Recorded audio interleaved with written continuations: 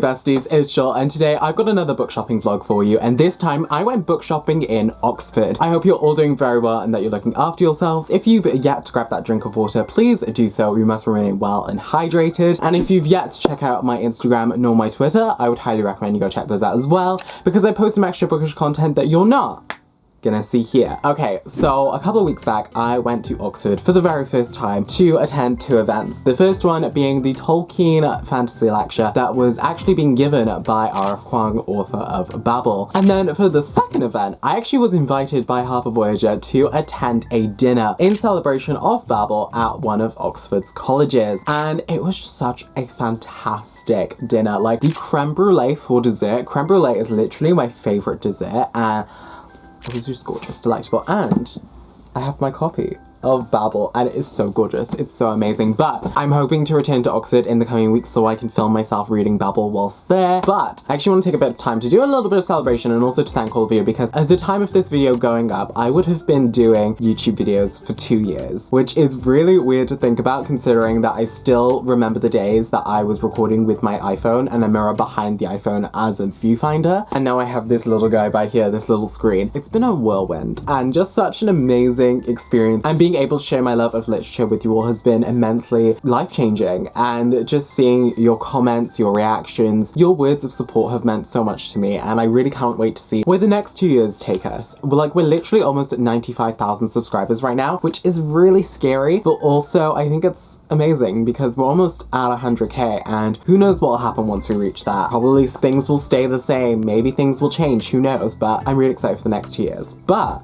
for now, here is my book shopping experiences in Oxford, and I'll be back later to give you a little bit of a book haul.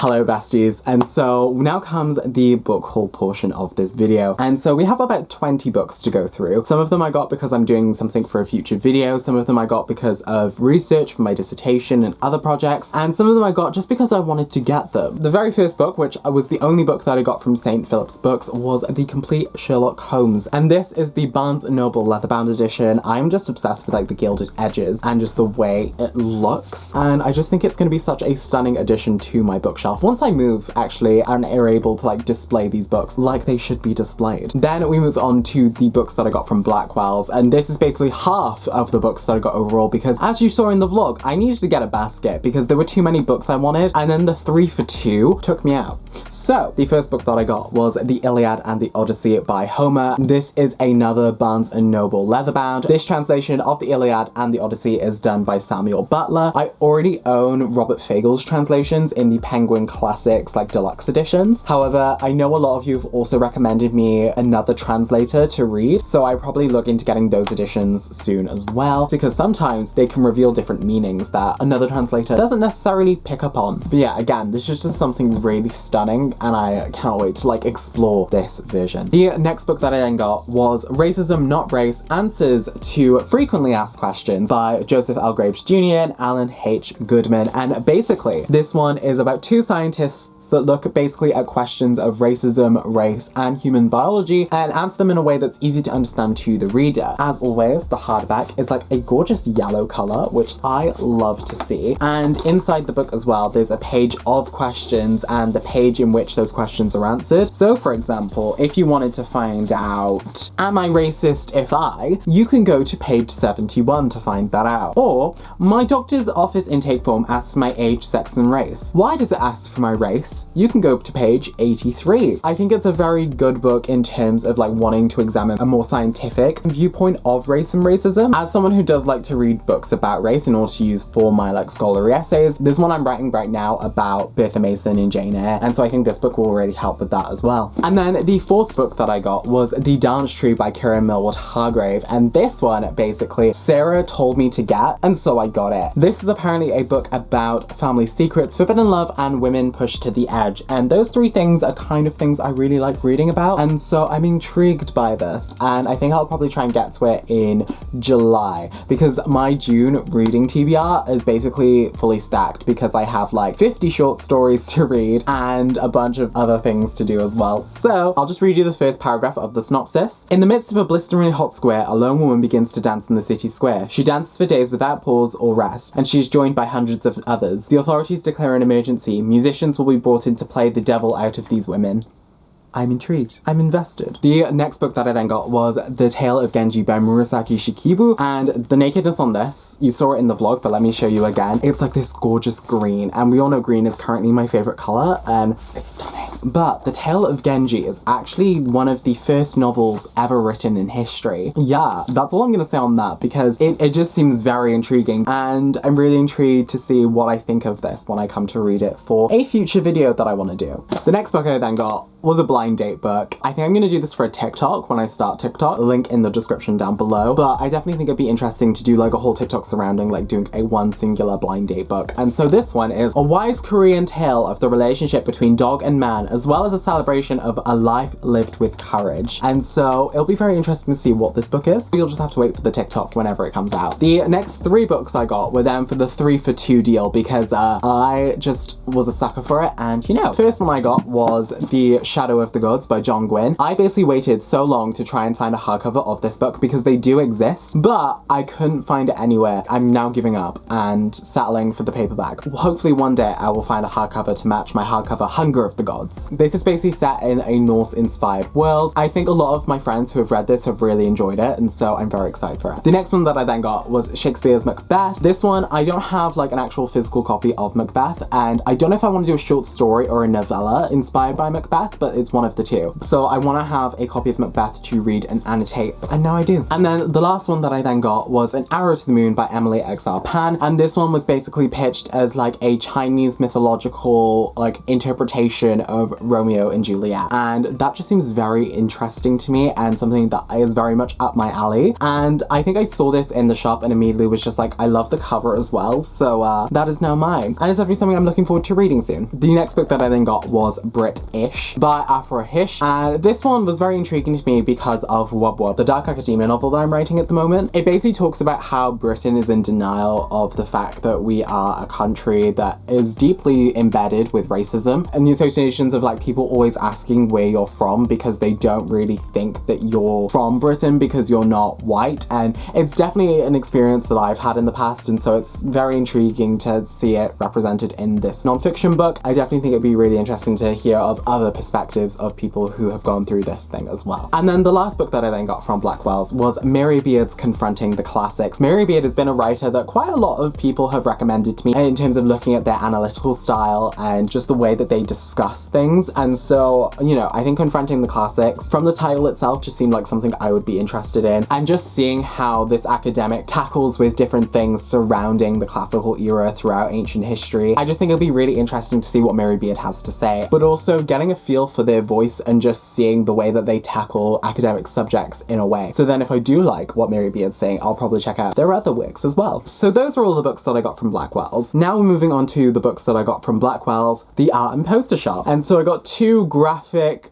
comic books. The first one that I got was Let's Make Ramen by Hugh Amano and Sarah Becken, and this one is basically a comic book cookbook, and inside the book there is literally just like how to make ramen, how to make different things with ramen, all in like a comic book format. And as someone who is like a visual learner, this spoke volumes to me. And as someone who also gets ramen cravings every like 2 or 3 hours, now I can make ramen when I want to. It's gonna be such a good time for when I can actually make ramen. And then the graphic novel that I got was Witchlight by Jesse Zabarsky, and this one, just like from the art itself, just looks super cool, and I just like love the way it's illustrated. This basically follows Lelek, who is a witch, and Sanja, who basically meets Lelek in a marketplace, and Lelek is hiding more than Sanja thinks, but as their lives begin to intersect, the things that like Lelek is hiding begins to come to light, hence Witchlight. I thought it was just gonna be quite an interesting read and something that I could probably get through quite quickly. I don't know, I think I'll just really enjoy this, and so I'm really excited to read it and see what it has to offer. The next two books I then got from Arcadia, which was that little like flowery kind of like cottagecore-y shop, King Arthur's Avalon by Geoffrey Ashe, and also Castle of Wizardry by David Eddings. This one I basically got because King Arthur, anything to do with King Arthur I will get, and I will just see what they have to say about it. And then for Castle of Wizardry, I really liked the cover, and then I bought it, and then I realized it was book 4 of a series. I can either try and source the other books in these editions, or I can just like keep this and then get all of the other books in other editions and see what happens. But I just really like the way this cover looks because it reminds me of that kind of like 1980s fantasy cover, kind of similar to like the early covers of Wheel of Time that I'm obsessed with. And yeah, it just reminds me a lot of like Lord of the Rings, and you know, I like that, I really do. And then finally, the last 4 books that I got were from Waterstones. The very first book that I got was Rebel Skies by Anne Lynn. This one I basically picked up because I know quite a few of my friends have read this already and really enjoyed it. Plus, just seeing like one girl against an empire, airships, and just the general like feel and synopsis of this book, it definitely feels like a book I would be interested in. It kind of feels like, in a way, an intersection between Mortal Engines and the Poppy War. You know, that is basically the feel that I'm getting from it. However, I'm just going off vibes, and if I'm correct in those vibes, this book will definitely pay off very well, and so I'm very excited to read this. And then the second book that I got was The Merciless Ones by Namina Fauna. This is the sequel to The Gilded Ones, and as you can tell, it is quite shiny on the fact that it's literally shining on my face right now. It is the signed Waterstones exclusive edition because I got the signed Waterstones exclusive edition of The Gilded Ones, and I didn't want to like have a mismatch set, and so I have it. And so I'm very happy about that. I'm excited to like read both of these books. I got to read like a very, very early version, and now I want to see like how much it's changed since then, and also like what it has to offer. The next book that I then got was The Problem with My Normal Penis by Obioma Ugwala, and this one was very funny when I like looked at the title, but then looking at like the subtitle of Myths of Race, Sex, and Masculinity, I immediately picked this up because if anything discusses like the intersections of race and masculinity, and also just like the kind of toxic masculinity that perpetuates in our common culture, I will eat it up. I definitely think, especially in the ways that we treat the intersectionality of race and masculinity, I just think this book might open my mind to some avenues that I haven't considered before or haven't thought of before, and I don't know, I just think it'll be a very good read. And then finally, the last book that I got in this whole book haul is Portable Magic, A History of Books and Their Readers by Emma Smith. And I basically picked this one up because I just like the look of it, and anything to do with books and the history of books I'm obsessed with. It has a very good like red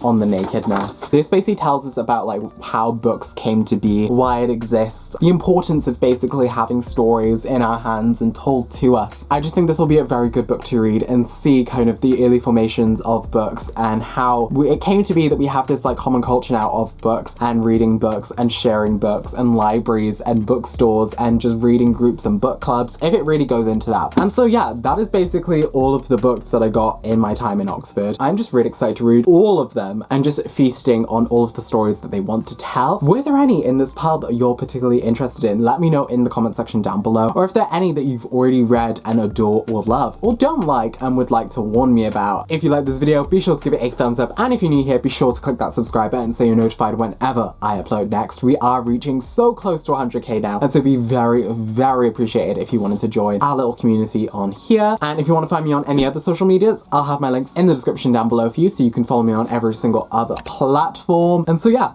I guess until the next time, bye besties.